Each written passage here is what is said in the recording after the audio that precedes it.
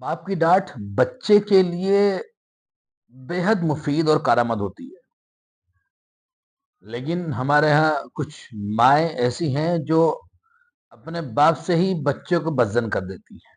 مثال کے طور پر ایک باپ نے اپنے بچے کو ڈانٹا کسی بات پر، اور ڈانٹ کر وہ چلا گیا۔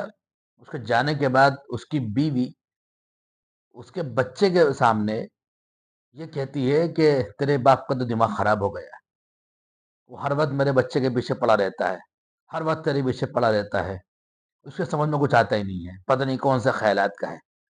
جب اور جس وقت بھی ماں نے بچے کے سامنے یہ بات کہہ دی، اسی وقت اس نے باپ کی ساری ڈانٹ کا اثر ختم کر دیا، بالکل زیرو کر دیا، اور بچے نے یہ سمجھ لیا کہ یہ ماں میرے لیے ڈھال ہے، میرے باپ سے بچاؤ کا بہترین ذریعہ ہے۔ جو مائیں اس طرح سے ڈیل کرتی ہیں بچوں کے ساتھ اور باپ کی ڈانٹ کو توجہ نہیں دیتی، اہمیت نہیں دیتی ہیں، وہ آگے چل کر اسی بچے کے ذریعے سے پٹنے کا نظارہ دیکھتی ہیں، چھتنے کا نظارہ دیکھتی ہیں۔ جو ماں اپنے شوہر کی اپنے بچے سے عزت نہیں کروا پاتی ہے، وہ بچہ آگے چل کر اس کی بھی عزت نہیں کرتا ہے۔ سمجھدار ماں باپ کی ڈانٹ کے بعد بچوں کو یہ سمجھاتی ہے کہ بیٹے آپ نے غلطی کری، اس لیے آپ کے باپ نے آپ کو ڈانٹا، آپ کو مارا، اچھا کرا۔ اگر دوبارہ غلطی کرو گے وہ دوبارہ ڈانٹیں گے، دوبارہ ماریں گے۔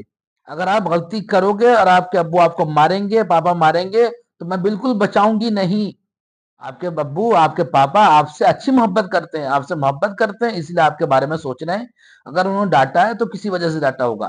جو مائیں اپنے شوہر کی ڈانٹ پر اپنے بچوں کو اس طرح سمجھاتی ہیں، ان کے بچے باپ کی بھی عزت کرتے رہتے ہیں اور ماں کی بھی عزت کرتے رہتے ہیں۔ اس لیے مائیں سمجھے اس بات کو کہ جب باپ بچوں کو نصیحت کرے تو انہیں بچوں سے کیسے ڈیل کرنا ہے۔ اگر وہ صحیح ڈیل کریں گی تو وہ اپنے بچے کو بہتر انسان بنانے میں مددگار ثابت ہوں گی، اور اگر انہوں نے صحیح ڈیل نہیں کرا تو وہی بچے کے بگاڑ کا سبب بن سکتی ہیں۔